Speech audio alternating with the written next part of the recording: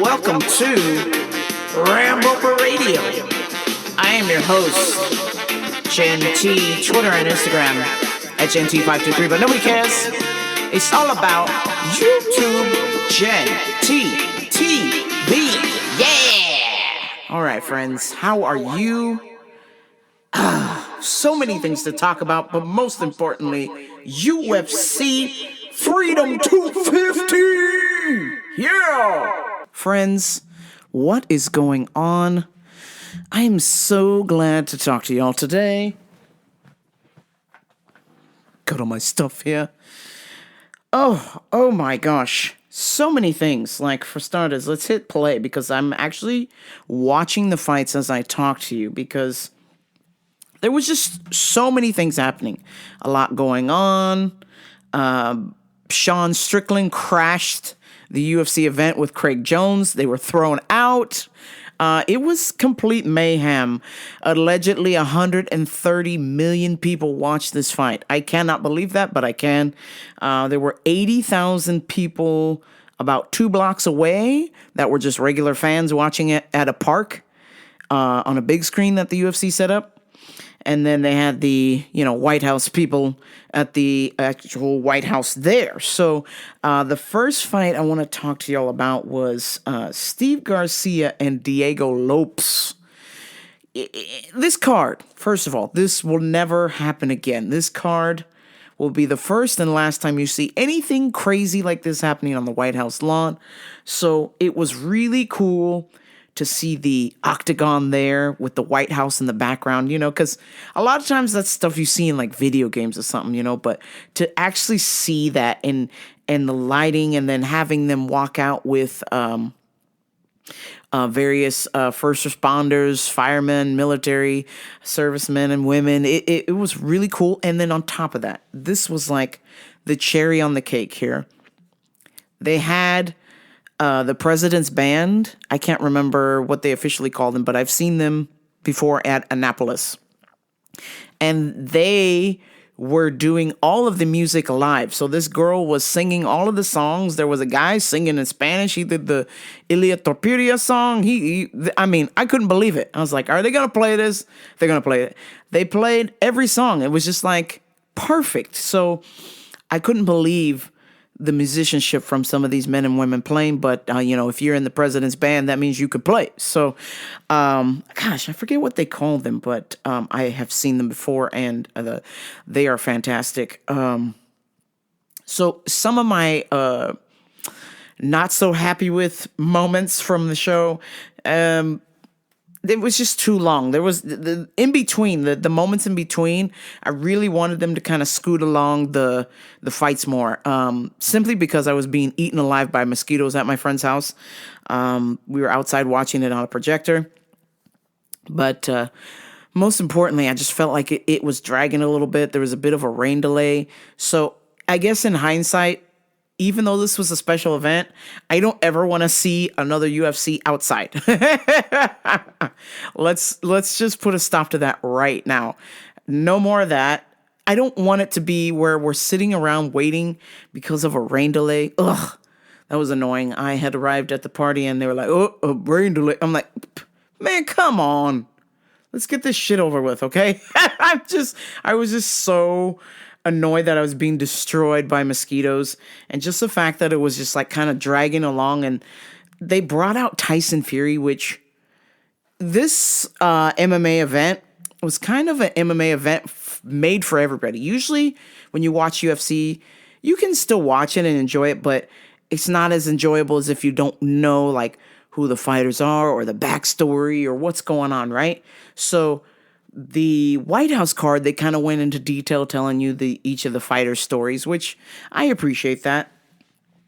But at the same time, they brought out Tyson Fury. And so if you're not we're here to watch UFC. If you're not into like fights like that, like boxing deep, you're like, why is a 7'4" English guy on the TV at an American event? What's going on? Why is this dude here? And then when they ask him, they're like, hey, so what are you here to promote? He goes, I'm going to let Dana White do the thing and talk about it. It's like, oh, why are we talking to you? If you're not, they brought you. they brought you in to talk about your match, your potential match with Anthony Joshua, which I suspect is still not completely contractually sealed yet.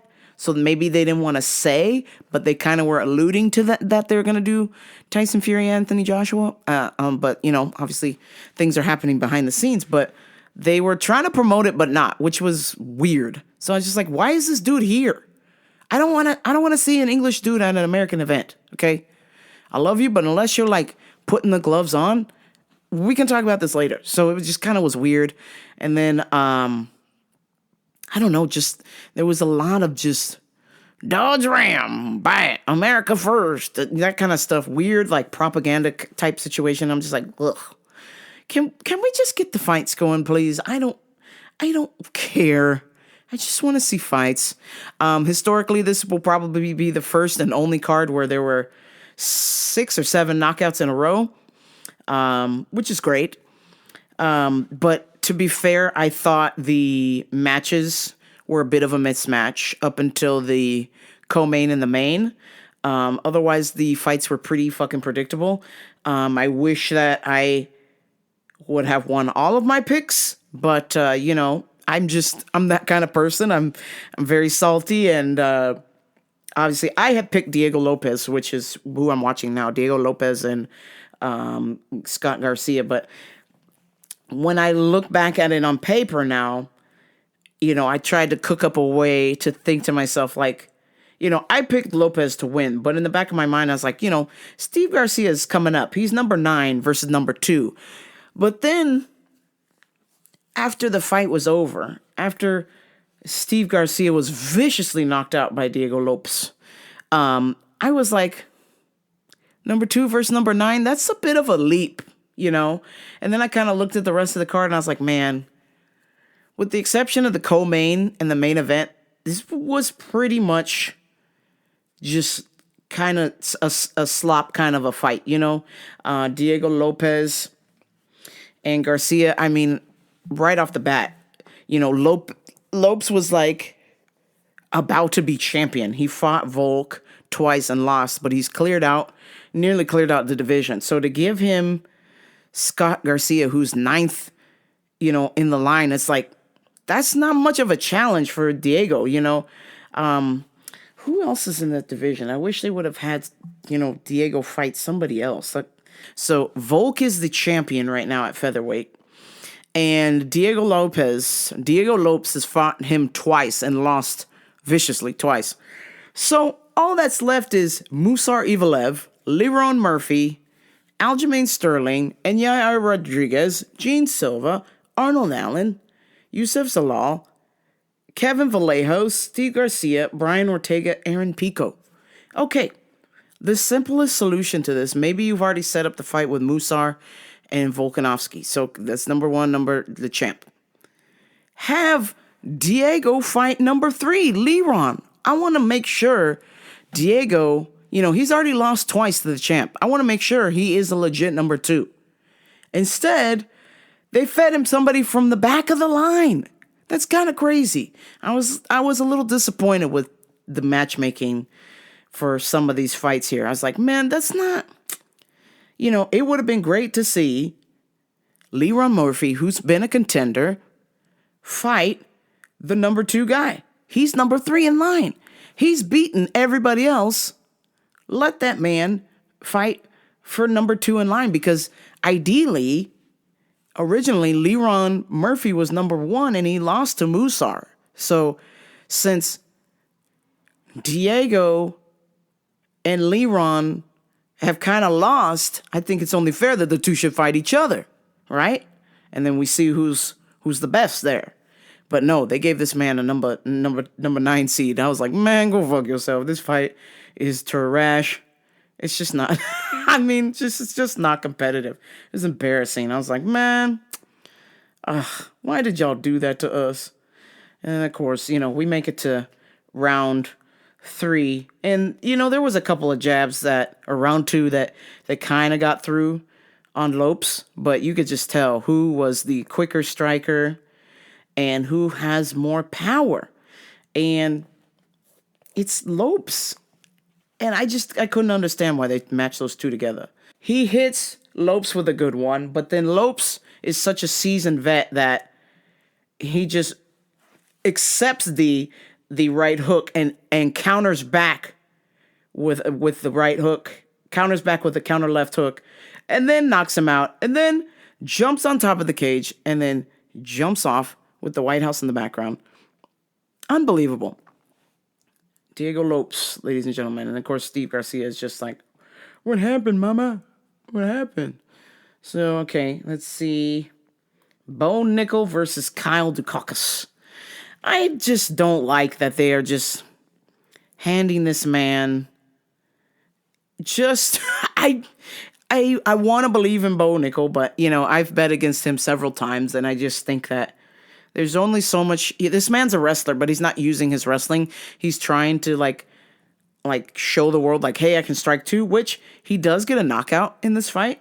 But I guess the disappointing part is they gave this guy Kyle Dawkins, which Kyle Dawkins, that motherfucker hasn't won a fight, and I couldn't tell you when. Sean Strickland is the champ. Obviously, he's banned from this event, which, in my opinion, I feel like Sean Strickland, as a hardcore American that he is, he should have been on this card, but I guess he made some anti-Israeli statements, and Trump and Epstein, and they banned his ass. So we couldn't have that fight, but okay, fine. You mean to tell me you set up a fight with a 15th ranked competitor versus somebody who's not even ranked at all? Kyle Dawkins, he might even still be a Philadelphia PD. Jesus Christ, this man hasn't won a fight, and I couldn't tell you when. Let me see. Kyle Dawkins, when was the last time that guy won a fight? This Momo hasn't won a fight since 2025. And the people he beat are on the way out. So I was just shocked that this Jamoke got the call up to be on the White House card to fight 15th ranked Bo Nickel. I mean, the guy's not even ranked. He hasn't won a fight in a year. So I was just like kind of disappointed. I was like, yo, we need to give Bo Nickel a challenge, man. Okay, obviously he's in middleweight with Sean Strickland, right? He's number 15. Have him fight the Brazilian RoboCop, Gregory Rodriguez, or Jared Cannonier, or Robert fucking Whitaker, Bobby fucking Knuckles, okay? Dude number 10 versus 15. Any one of those dudes in front of him, other than Roman Dolozzi, Christian Leroy Duncan, the rest of them dudes, look, Reiner de Ritter, who's ranked 8, already beat Bo Nickel. Israel Adesanya, okay? The rest of that division, other than 2 other dudes, would murder that man. So I didn't understand the drastic imbalance. Why are we giving a 15th ranked fighter an unranked opponent who sucks, who hasn't won a fight in over a year? Okay? Why aren't we giving him somebody who is, challenging for the belt? Like Israel Adesanya just got knocked out. Why don't we do Bo Nickel versus Jared Cannonier or Gregory Rodriguez or Israel Adesanya? Oh wait, any of those dudes would beat Bo. So I just sense there's this weird conspiracy going on, and I'm just gonna say it's a conspiracy because I'm not 100% sure, but I feel like the UFC is protecting Bo Nickel. They're not really giving him these challenging matches, and I don't like that. The only challenging match he had was Reiner de Riddler, and honestly, even the UFC really didn't know about him. I knew he was a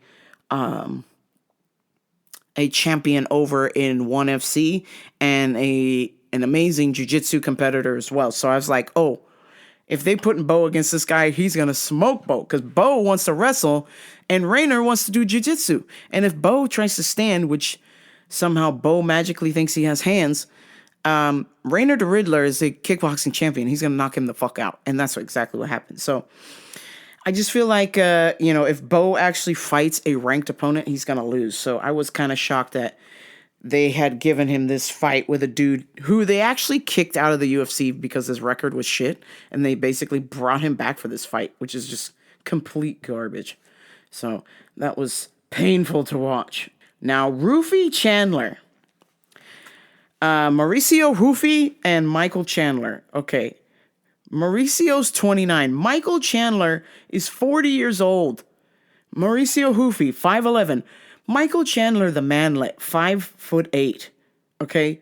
This fight shouldn't have even happened. It was supposed to be Cooney McGruby versus Chandler, right? And for whatever reason, shit hits fan, it didn't fall through. So they found a Timu McGregor.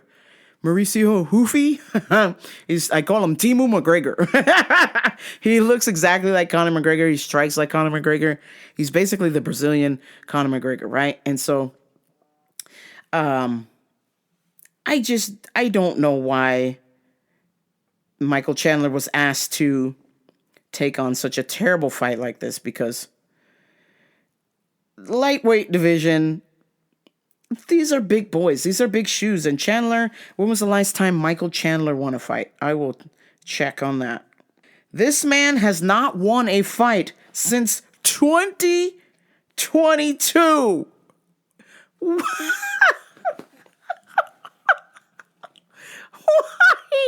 Why is this man on this card? He should be fired. This man shouldn't even be employed by the UFC. This is bad, y'all. His last win was 2022. Tony Ferguson, who was also on the way out, and then has lost to Dustin Poirier, Charles Oliveira, Paddy Pimblett, and now Mauricio Hufi. Come on, man. I think it's time. We got to hang up the gloves, okay? And if you can, I would urge you to go on the internet and see if you can see Mauricio Hufi versus Michael Chandler, or it's on Paramount. I'm watching it on Paramount right now. This motherfucker drops him with a spinning heel kick, hits him with an uppercut, and then Michael Chandler, I thought he was pretending. He did like the craziest 3 steps backward and then rolled and then like tried to pop up like he was okay, even though he had been concussed. He got like a flash knockout and then tried to swing back and got completely dismantled again. You know, it's just not, it hasn't been a good run, sir. I think the UFC acquired him too late from Bellator, and this is their way of showing like, hey, Bellator sucks. We got this guy. You know, and I think the reason they've kept him so long is because he adopted a black child and loves America. True story. It's time, brother. We got to have you hang it up. This fight should have never happened. You know, I think the next fight to make here for Hufi should be... So Hufi's ranked 7th. We got to do... Damn, he's already dismantled all of these people. Okay, we got to do Hufi versus Paddy, or Hufi versus Benoit Saint-Denis, or Max, okay? Now, the only reason why I think they didn't do any of those is because Max is booked for fighting Conor. He's fighting Conor McGregor next month. Max Blessed Holloway is going to fight Cooney McGruby. He's out of retirement, and he looks fucking drugged up, allegedly. And then Benoit Saint-Denis and Paddy Pimblett are going to fight each other, I think, next 2 weeks from now, maybe? So, everybody was busy. So, I just think... If it hasn't happened yet, Hufi and Mateus Gamrot need to fight each other, or Dan Hooker and Hufi, which Hufi destroys Dan Hooker. I think they fought and he knocked him out. So, damn. Yeah, so then Hufi, I guess, has to wait for the winner of Pimblett and Benoit Saint-Denis, which that is a scary fight for Paddy. I'm very scared for him because... he got his ass whooped by Justin Gaethje, and he really doesn't know how to strike. I'm being honest. I'm a Paddy fan. I love Paddy, but his striking, he doesn't really have power in his hands. So,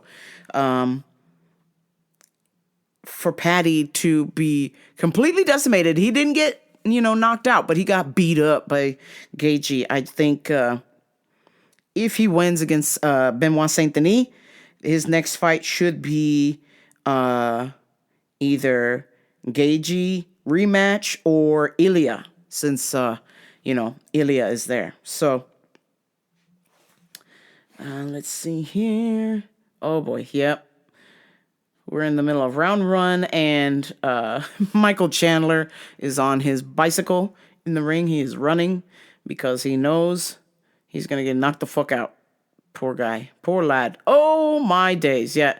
Just took a spinning heel kick. We're a minute and 21 seconds into round one. And now Hoofy is going in for the kill. And kudos for Chandler for trying to use his wrestling while being concussed. But he just ate a huge uppercut and then took 3 steps back and did a barrel roll. And now he's running. He's actually running.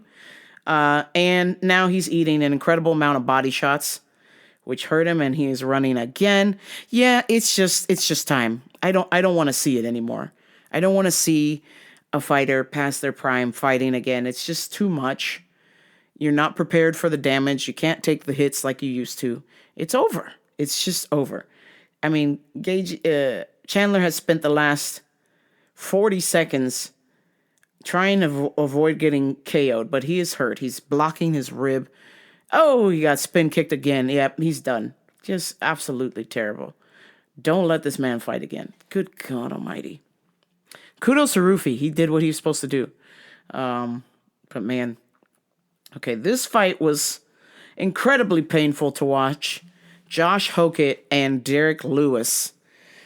Because for the fact that Josh Hokett is very cringe. He keeps getting on the microphone yelling out, "Chama, your mama," and Michelle Obama's a man. And let's stick to the fights, man. I don't understand the theatrics.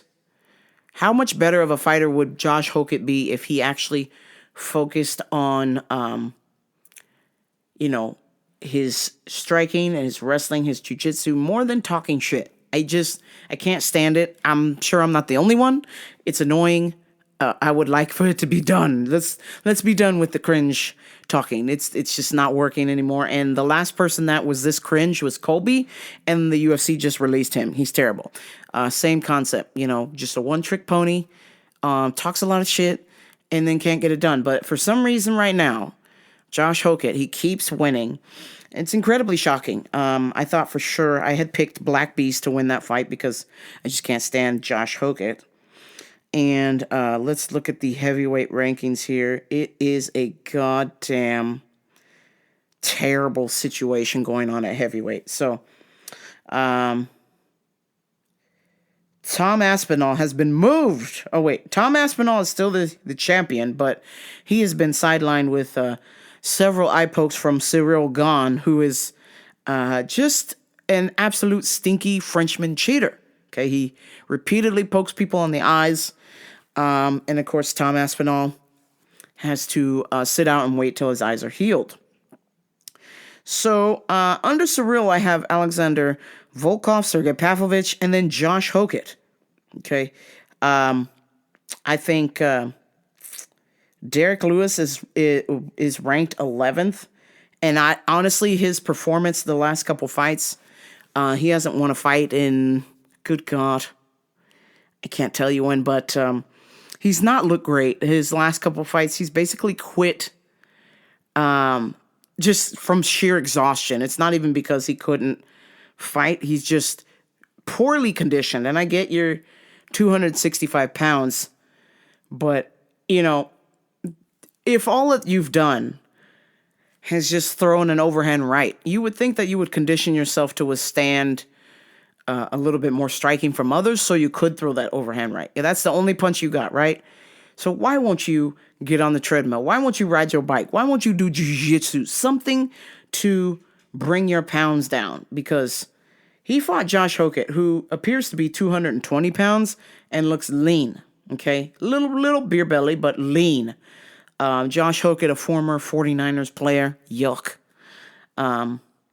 So just the fact that we have to listen to Josh Hokett talk shit for another month is just unbearable. So I'm very disappointed that Derek Lewis was destroyed in this fight just from fatigue. He actually could have won this fight if he would have been more physically prepared, honestly. Honest to God. I don't think Josh Hokett's striking's any better. I just think that Josh Hokett is very well conditioned. He played football. He knows what to do to stay in shape and strike. So Derek Lewis he just kind of does what he wants. Yeah, it's just a 1-2 giddy up throwing on the fastball. And it's just a terrible game plan. And at this stage of the game, if you want to win a fight, you have to have more than just an overhand right. I'm sorry, Derek. I love you, but it's a no. I bet on you, and I fucking lost money again. Every time I bet on this guy, dog shit, okay? And then the time I bet against Derek Lewis, he wins. So I'm like, you know what? Next time, if they let this man fight, they shouldn't. I will bet. I will bet against Derek Lewis so he can win. I will help you be your own good luck charm. Yeah, that's just a given. He has zero wrestling, and so Josh Hogan just took him down. And once he took him down, it's just ground and pound. It's just embarrassing, shame. In his last fight, Derek Lewis verbally tapped from sheer exhaustion. It's just like he just quits on himself. I can't begin to understand what's happening there. Next fight, Sean O'Malley versus Alman Zahabi. And again, another fight where these two should never be fighting. It doesn't make sense. Alman Zahabi was ranked 6th versus Sean O'Malley, ranked number 2. And this does nothing. This does absolutely nothing for Sean O'Malley's career. Alman Zahabi he's been on a bit of a streak, but to be fair, he's lost 2, but to be fair, the people he's fought to get there, it's like, come on, man. Your division has Marcus McGhee and Ronnie Barsalos. Do you know how old Ronnie Barsalos is? Ronnie is like nearly 50 years old. He just wins just enough so he doesn't get cut, but he can't win a belt. Oh my God. This fight made zero sense to me. And I was just like, man, why aren't we giving O'Malley a challenge? I know he lost to Jan and Mirab. So why not have O'Malley and Umar, or why not have O'Malley and Sandhagen fight each other? This just makes sense to me. But, I'm not a UFC matchmaker because I like to go by the rankings. And apparently the UFC likes to go by what puts asses in seats. So why have the rankings? If the rankings don't matter, why have the rankings? It's just odd, So we have another mismatch on the card, and I don't like it. This was a home run for Sugar, and if he would have lost this fight, it would have just been embarrassed for him, because Zahabi really hasn't fought anybody legitimate, in his division to get to see Sean. So I was like, man, there's another gimme fight, and sure enough, his strategy to fight somebody long and lanky like Sean O'Malley was to throw half-ass kicks. And it's like, dog, half-ass kicks ain't going to win a fight. You need to mix it up with some jabs, some punches, and some takedowns. So I was just like, oh, man, this fight sucks. All due respect to Zahabi's brother, Fryer Zahabi, who is the great coach of the UFC Hall of Famer, GSP, George St. Pierre. But, it just doesn't translate. I couldn't believe that they were coaching this man to throw these low kicks, which would expose him to being clipped with a counter left hook or an overhand right. So I was just like, this is just a bad strategy. Just kick him and run. I expected more from a great gym like TriStar. Like, I don't know. It's just the game evolves, and back in the 2000s, TriStar Gym was like, whoa. You had David the Crow Loazo, you had Georges St. Pierre, you had Rory McDonald, you had all these great people coming out of TriStar. You still do, but the game has evolved, and I feel like they're just missing something that isn't in that will keep you up in the game. I don't know. Something is not being coached right, or maybe somebody's not listening. But I think if anybody from TriStar wants to be a champion, you got to do more than just kick somebody for 5 minutes. That's not going to work. Okay. You have to mix it up more with jabs, kicks, punches, takedowns, something. And I just feel like this man was scared. Sugar's reach and the power really got to him, and It sucks. That fight fucking sucks. Now, obviously, it was good for Sugar because he knocked him out, but I just felt bad for Zahabi. And then at one point, Zahabi got dropped really bad. And the final blow was he got hit, he got knocked out. Okay? What does anyone want to do when you get knocked out? You want to protect yourself, right? You want to protect your head. This man just stands up and looks away from Sugar Sean while he's getting up off the ground. So obviously Sugar Sean hits him with a nasty right cross. I mean, just bow right on the button and just crumples Zahabi. I'm just like, Jesus Christ, man. Why are you getting up and looking away from your opponent? You can't see the punches coming at you. So I was just like, man, this sucks. This is just not seasoned enough to be in the same ring with Sean O'Malley. What the hell? Why was this fight made? Unbelievable. But kudos to Sugar Sean. Obviously, it was a knockout for him. Another check in his checking account. But, all right. So, the co-main, Alex Pereira and Ciryl Gane. I can't stand Ciryl. I feel like he cheats. And, Alex was coming up to try and win his third belt. He's coming up to heavyweight. And my brother Alex, he looked all cheeked up. He barely made it to heavyweight. Ciryl Gane, a natural heavyweight. So this just made sense to me why Ciryl was able to clip Alex. But here's the controversy. There were several illegal elbows to the back of Alex Pereira's head. And Herb Dean says, oh, this 1-inch area is considered illegal. All the other strikes were legal. You don't have to know fighting, okay? If somebody hits you behind the ear, okay, that's the back of your head, okay? That's clear as day. If somebody elbowed you behind your ear or 2 inches away from the back of your ear, that is definitely the back of your head, and that's exactly what happened to Alex. He received, good God, let me see if I can fast forward. How many unanswered blows to the back of the head did he receive? It was absolutely preposterous. Shame on Herb Dean here, because he did not protect Alex. Into the 5th minute of round 2 just started. And, unfortunately for Pereira, that strategy to back a heavyweight down is not what you want. You really want to just try and mix it up with some low kicks and then maybe shoot for a takedown. So, Gane clips him with a shot. He gets in the clinch. Let's see. And he hits him with a nasty elbow. And then now, repeatedly, just 1, 2, 3, 4, 5, 6, 7, 8, 9, 10, 11, 12, 13. 13 shots to the back of his head. I mean, blatantly illegal. So obviously Alex is dazed. And Herb Dean stops it. He's wobbly.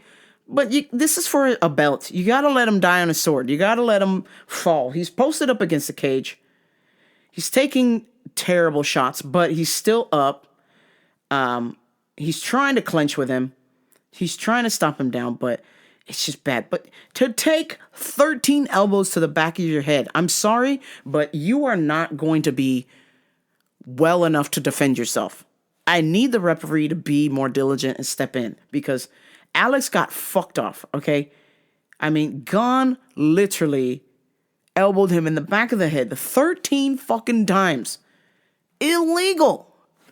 And then, Monday Morning Quarterback. Today's Thursday. I wanted to have this show published for y'all on Monday, but because of my job fucked up my schedule, so I was unable to bring this to you on Monday. But I believe it was Monday or Tuesday, Herb Dean said, this is the back of the head, and he's pointing to a 1-inch area in the center back of the head. Okay, but unfortunately, you still have 2 inches on either side of the center of your head. That is still the back of your head. I mean, come on, man. You blew it, bruh. You blew it. And I really think Alex got screwed there. 13 illegal elbows to the back of the head. I don't know where Herb Dean thinks those were legal shots. 1, Yeah, and they're just showing the replay here. It just pisses me off because Alex got screwed. But to be fair, once Gon started to make the contact, the power differential from 185 or 205 to then heavyweight is crucial. Okay. Gon is naturally a big boy, and so Pereira came up and tried to put on 30 pounds. It was a mistake. Two divisions, you'll never see anybody who'll clear out. You can get a 2-division champ, but you'll never see, I promise you will never see the day where there will be a 3-division champ. It's just too much of a weight differential, too much power, too much force.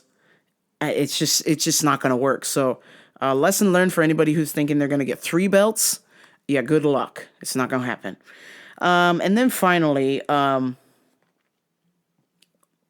the most shocking fight of all, Ilia Topuria and Justin Gaethje.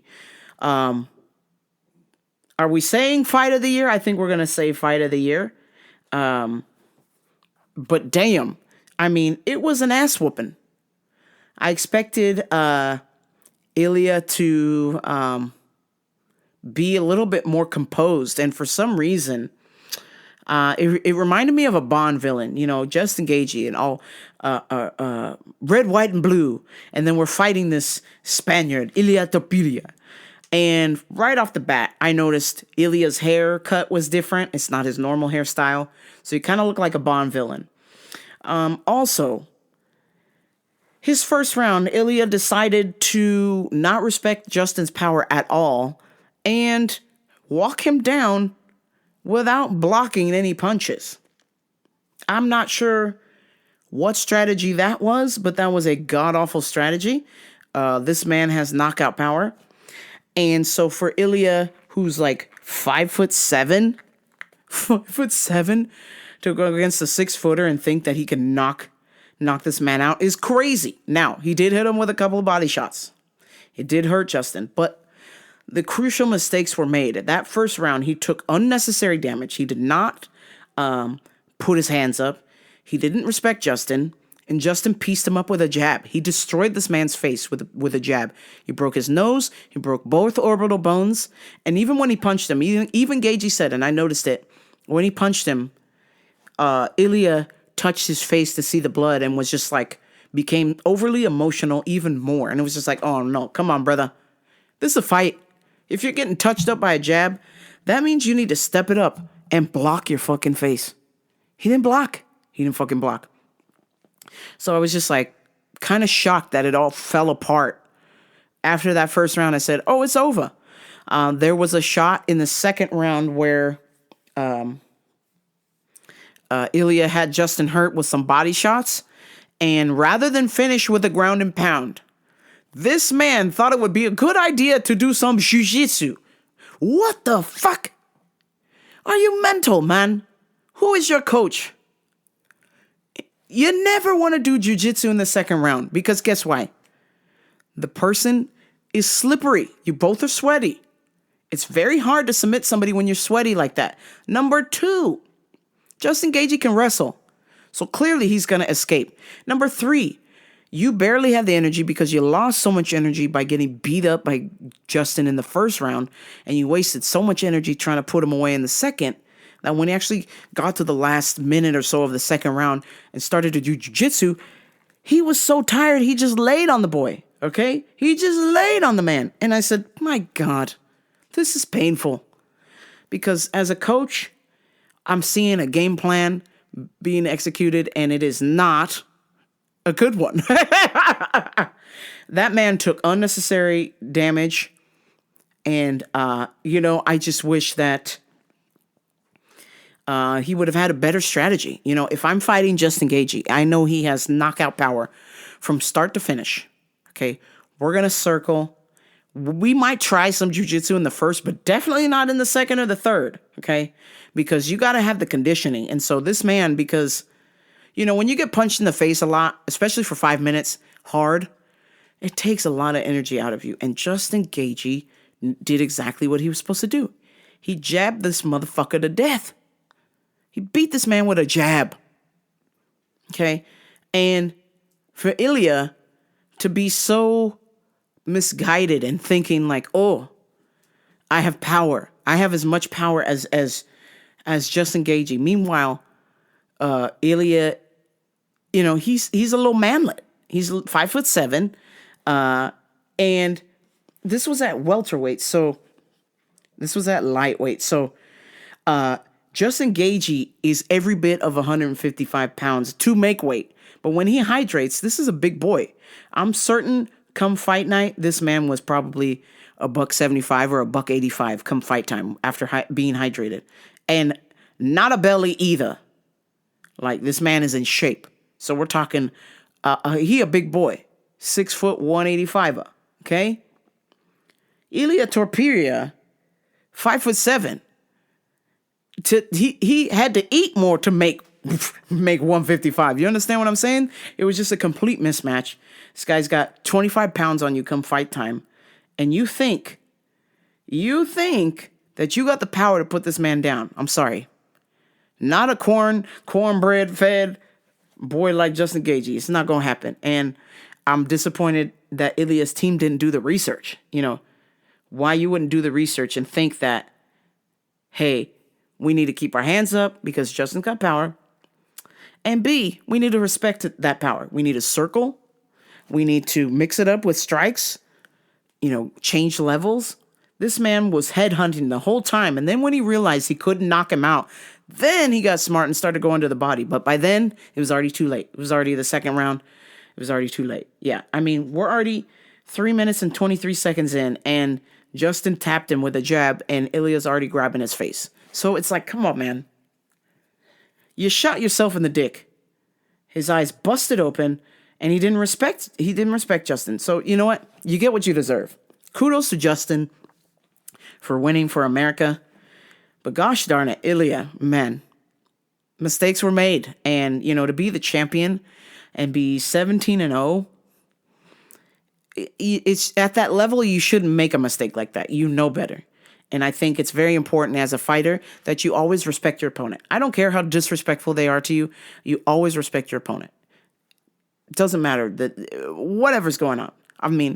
In all my years of fighting and competing and whatnot, I have never disrespected a single opponent ever. Okay? I have respected their skill set, their talent, and respected them, even though they didn't respect me. One of my fights, the girl had everybody walking around in shirts saying I was going to go to sleep. She had Ambien on her shirt. She said, I was going to go to sleep. She's going to put me to sleep. And I knocked her out in the second round. Yo! Now, one time I got on the microphone and was like, yep, I respect my opponent. She's very well trained. And, I'm just a regular Joe. And I'm going to get in there and do what I need to do. And do what I need to do to get the win. And respectfully, I never was like, yo, she sucks. Yo, look at this Ambien on my shirt. My punches are like Ambien. I'm going to knock her out.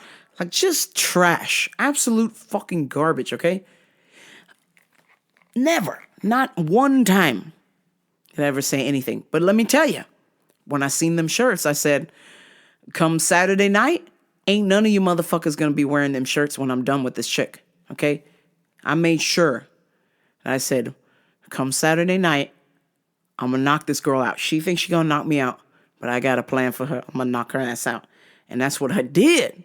And after that, after the fight was over, I never saw none of these motherfuckers wearing them shirts. They took them shirts off, Jack, okay?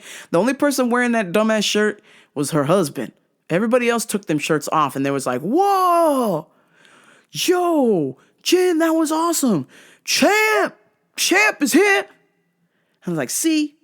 Come on, man. So always respect. I get it. You might be trying to sell a fight by talking trash. Talking trash ain't my speed, okay? I just stick to the facts, okay? And I'm going to do what I do best, and that's going to fight my heart out. I'm going to leave it all in the cage, and then we go have a beer afterward, even though I don't drink. I'll watch you drink your sorrows away.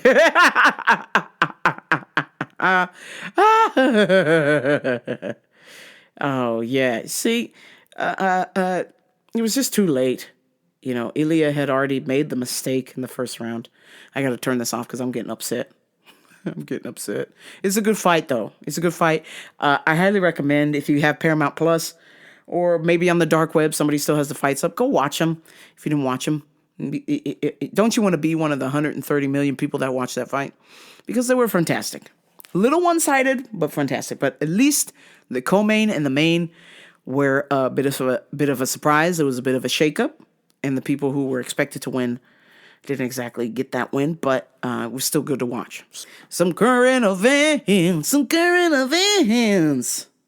The World Cup is on. I'm excited as a sports fan because basketball's over. Knicks in 5.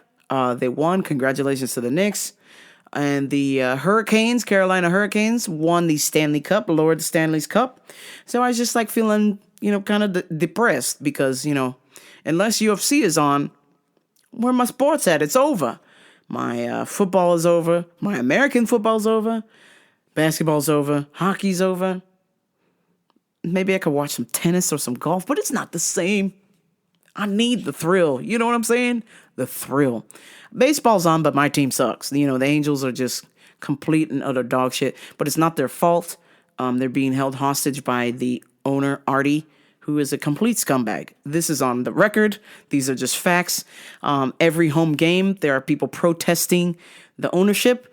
And I want to say to everybody that's protesting, keep protesting. Keep protesting, but also remember, don't buy tickets to the game. That's the whole point. We're supposed to not buy any merch. We're supposed to not go to any games. We want the stadium to be fucking empty. So this biatch is forced to sell the team because he's not making the money. So I'm praying on everything that the Angels would be sold. I don't think it's going to be good this year, but right now I believe we are 12-26. We are shit. Sucks because, the fans are being punished, the players are being punished, and it's not good. But let's see here. So, with the World Cup being on, I'm finally excited. And I'm excited to see other people are excited despite what, the news is saying, like, oh, the World Cup has low attendance. Oh, people aren't watching. It's like bullshit. I open my phone every day. I see thousands of people crammed into bars, yelling at the top of their lungs for their country's team. Or if they don't have a team, they're just happy to be there drinking and watching the game. So I think, whatever the man is telling you is bullshit. I know that the cheapest tickets to the game were like $300. Who can afford that with $6 gas going on? I'm just saying. Everybody's watching the games either at home. I've been watching them with my friends online. We've been doing like little group phone calls. We've been doing like Zoom calls with the game. We're all watching the game on Zoom. Like, come on, man. People are excited about the World Cup. So I don't like that the man is disrespecting the game, which we wait 4 years for, okay? But do we want to pay World Cup prices and get ripped off? No. We're real sports fans. We poor as hell. We're going to go to the local bar, buy a boiga and a beer, and watch the game there. Or we're going to be at home and order a pizza. A $9.99 pizza from Domino. I'm just saying. As a sports fan, we don't want to pay $100 to park at SoFi Stadium. I don't want to pay $300 for a nosebleed seat where I'm going to be watching the game on the TV there anyway. So why wouldn't I just stay home with my friends and watch the game? This just makes sense. So don't believe the hype, okay? Tune in. Normally, I know America doesn't like soccer or football, but this would be the year to watch because we really, really, really have a good chance of making it to the World Cup. And plus, word on the street is that we are going to be playing England on the 4th of July. That's right, y'all. So if you don't watch any game, I need you to watch the 4th of July game because it's going to be we're going to be playing against the team that tried to keep us in the colonies, man, and we fought for our independence. We have to fight them again. We can't let them take our independence back on our Independence Day. Okay? I need every single one of y'all motherfuckers who listen to this show tune in with a Team USA jersey on or something with American flag, because we got to fight the English. The British are coming, and they're trying to take our independence back on 4th of July, and we got to fight those motherfuckers back. Okay? God damn it. This is America, Jack. I don't want to lose to England. They want to take us back. We can't let them beat us on America's Independence Day. We got to stomp their asses out. Now, as much as I love the United Kingdom, y'all know I love my England. I love my London. I love Ireland, Scotland. I love y'all, okay? But on 4th of July, we ain't friends, motherfucker, okay? You guys are the Redcoats, and we the Blues. And we're going to stomp your ass out. The British are coming. The British are coming. We got to be prepared. But anyhow, this is the one World Cup I have to say that we actually have a shot on winning, because Messi gone, Ronaldo gone. All these good players have retired. So America has a shot. Oh, shit. This is the only way America could win the World Cup, is every single legitimate footballer that is a legend, a Hall of Famer, is not playing in the World Cup, stays at home, and America just wins by default. But by the time you hear this podcast, America's next game should be Australia, and we're going to stomp out those kangaroos. I know I might. We're fighting the Americans in some soccer, and Australia hasn't had a good team in a while. They had one good player many moons ago, and he gone. So America has a shot to beat Australia. We're going to stomp them out and make kangaroo burgers, just like Jack in the Box did in the 80s when they was using kangaroo meat. Oh, man. Excuse me. I want to talk about this viral video that's been going around of this poor Brazilian woman who went bungee jumping, and they hoisted her up and threw her 130 feet off a bridge, and they didn't have her cord attached. First of all, how do you not check yourself? Hey, let me reach back there to make sure the cord is attached before you throw me 120 feet to my death, 130 feet to my death.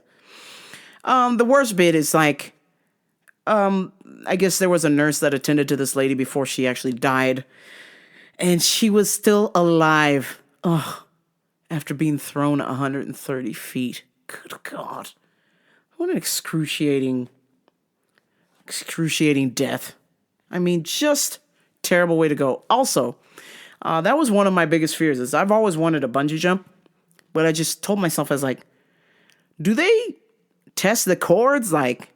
Do they make sure? When's the one person that jumps it's gonna break? And you know me, I'm chonky. So that cord gonna break if I'm jumping. So I was like, yeah, this is probably a bad idea.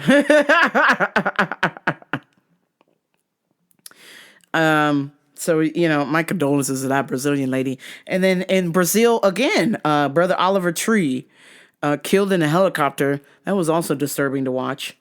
Same day, 2 helicopters collided midair and then fell into an electric car parking lot, and about 20 vehicles caught on fire. So,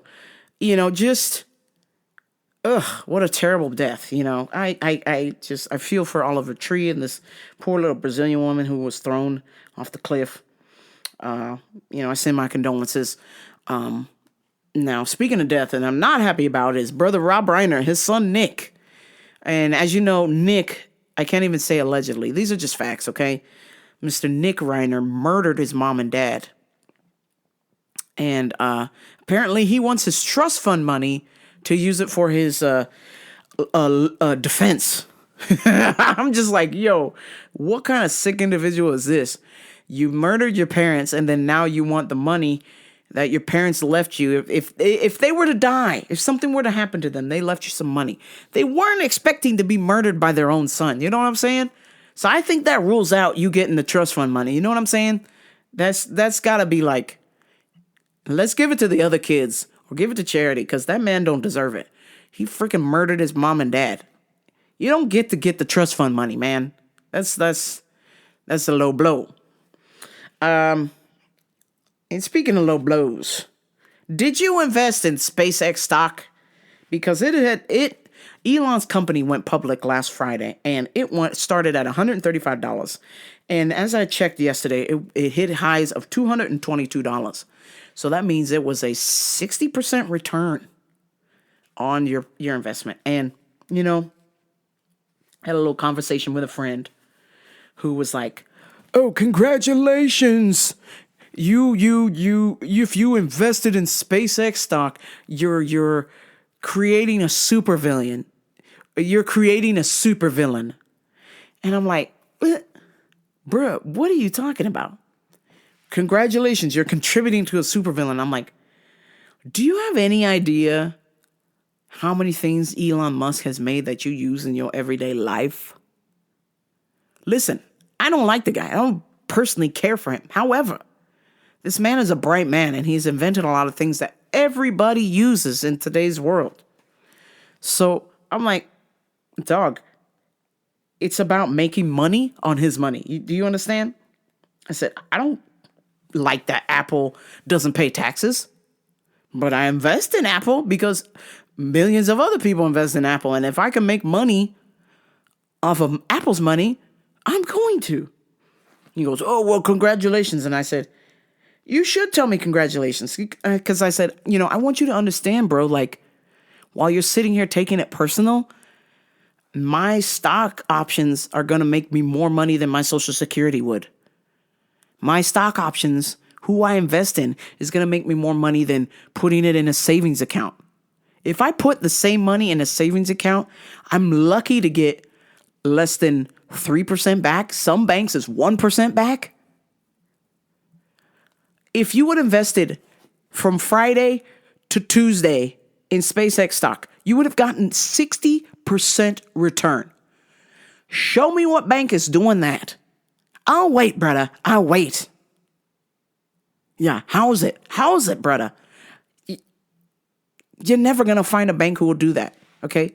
And it's about investing in a company that's making tons of money, that makes things that you and I use, whether you like Elon or not.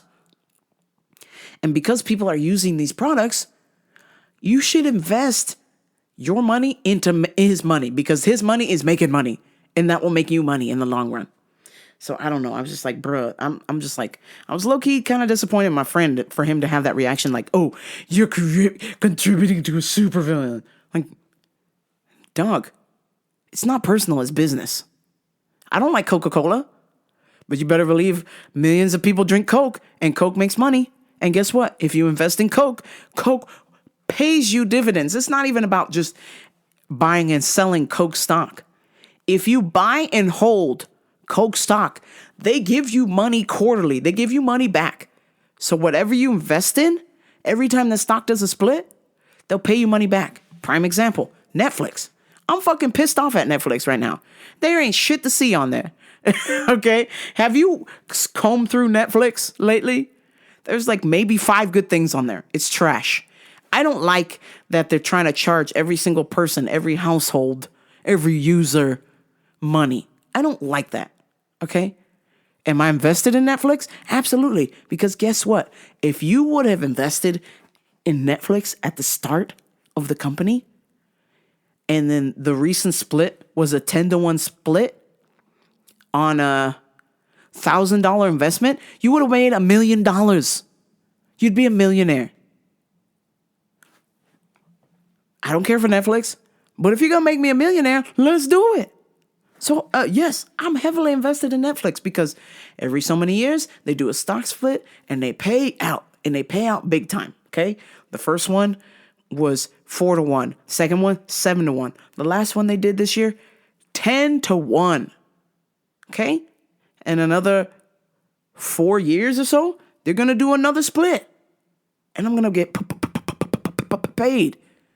Meanwhile, my buddy's at home sulking because, oh, this guy's a evil empire. Oh, this guy does this. This guy does. Let's look up. How many things has Elon Musk invented?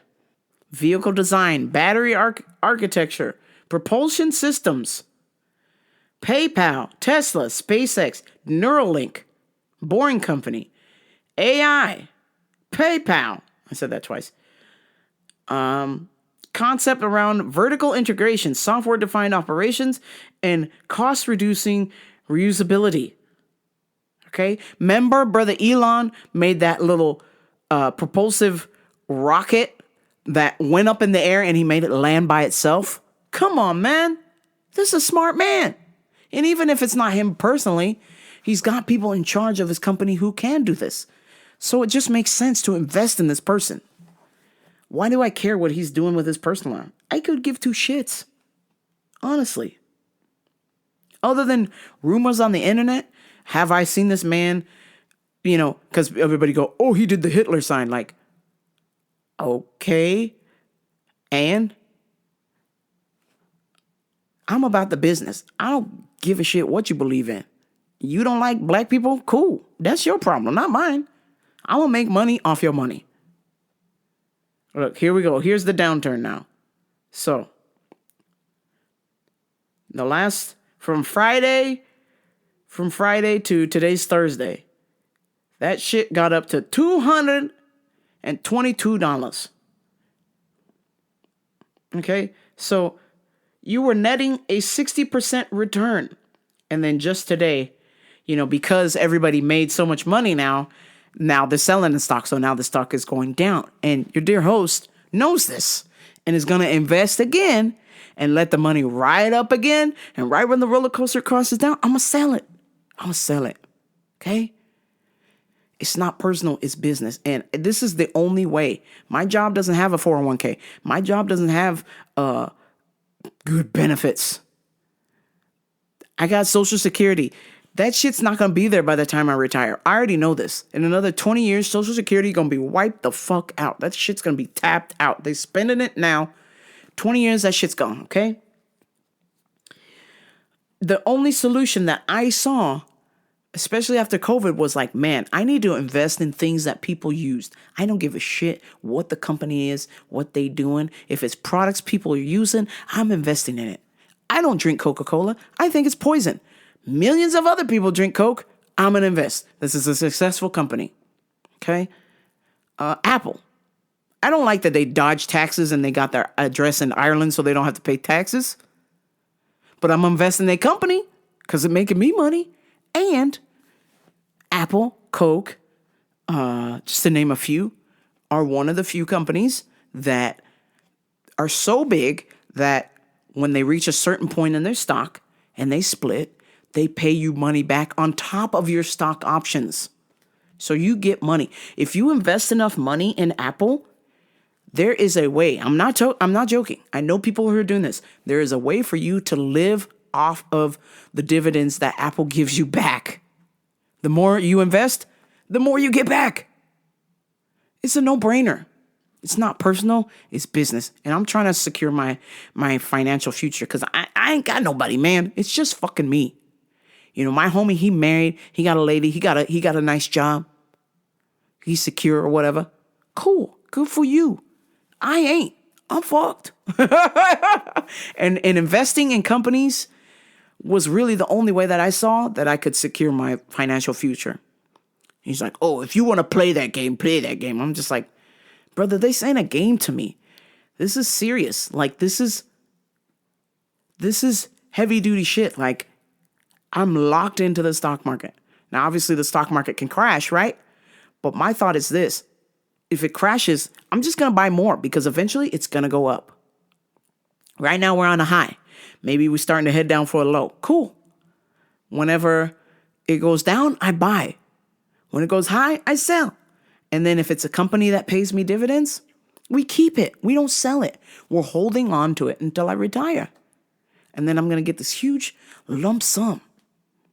Meanwhile, my friend, he going to be relying on Social Security that ain't going to be there.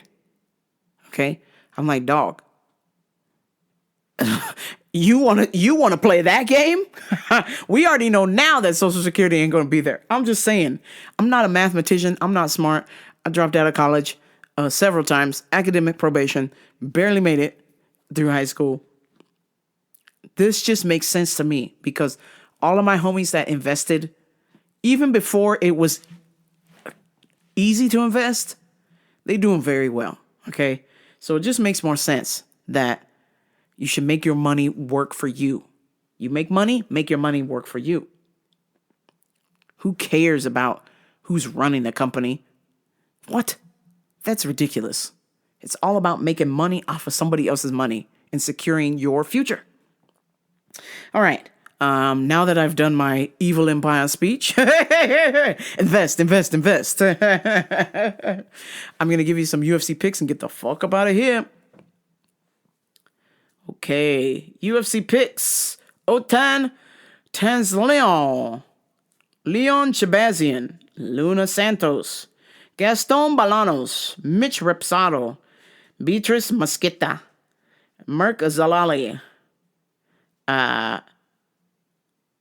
Magomedov. Oh, yeah. Merk Zalali, Magomedov, Andre Lima, Haider Amil, Vinicius Oliveira, Navajo Sterling, and Koji Hiraguchi. Those are my motherfucking UFC picks. Bet with me, bet against me. Who cares? Let's watch some fucking fights. Yeah. All right, friends. Thank you so much for tuning in and listening to me ramble about one of the greatest UFC cards ever. I will say it's one of the greatest. I'd say if the matches were a little bit better matched skill-wise, I would think that would be an even better card. It was great. It could have been better. That's all I'm going to say. Huge fight fan here. That's all I'm going to say. I'm going to be critical. Great fight card. I just thought it could have been better. Not saying it's not great, but it could have been better. Let's work on that matchmaking. It's a little bit too one-sided for my liking. All right, friends. Thank you so much for tuning in. I appreciate every single one of you who listens. That is going to do it for me. I will talk to y'all next week, but until next time, this is Ramble Radio. I'm out. Peace.